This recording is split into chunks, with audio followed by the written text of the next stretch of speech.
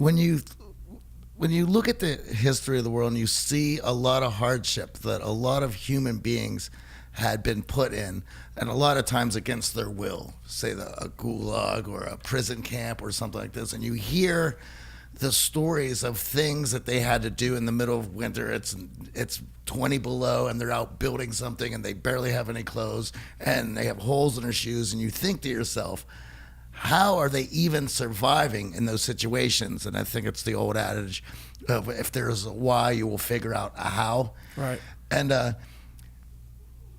so it's these times that we see what the human spirit is actually made of. But when you're able to flip that around and use something like that to build you up, rather than somebody putting you into something like that to break you down, right. I mean, it's how powerful is that, right? And I don't think anyone gets to truly experience those limits unless, well, and certainly in today's day, unless you're putting yourself in it to get stronger. Right.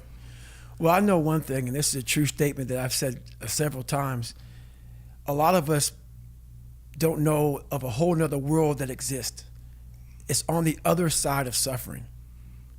Once you break these barriers that you have made for yourself, like the mind is the most powerful thing in the world. In the world. It is. It is so amazing that I used to be a 300-pound guy, and I thought that was it. Could barely read, could do anything, and now that what was inside that person was this guy that's in front of you today. That's how scary the mind is. And that's what I started realizing through this journey, is that once I got a taste of, wow, man, I haven't even begun to crack what the mind is capable of. And what I started realizing is, on the other end of suffering, that's the real growth of life, because you realize how the mind processes shit.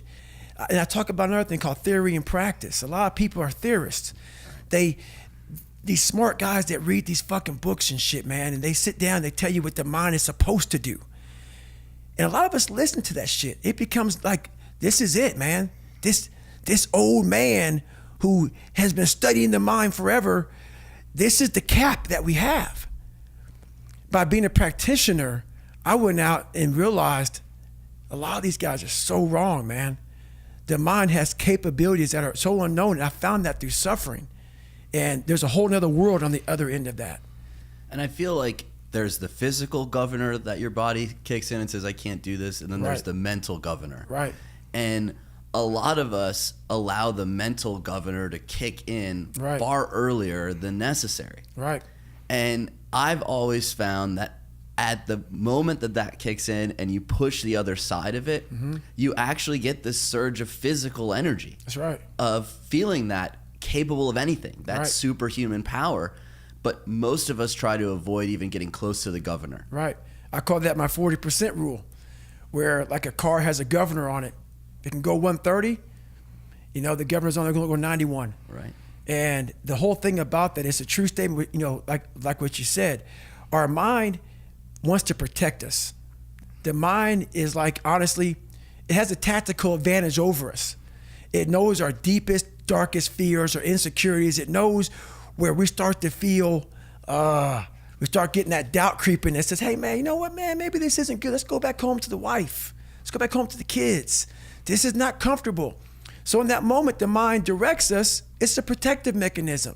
It saves us from doing bodily harm, or it really saves us from discovering that the mind's like, I want to be in charge of you.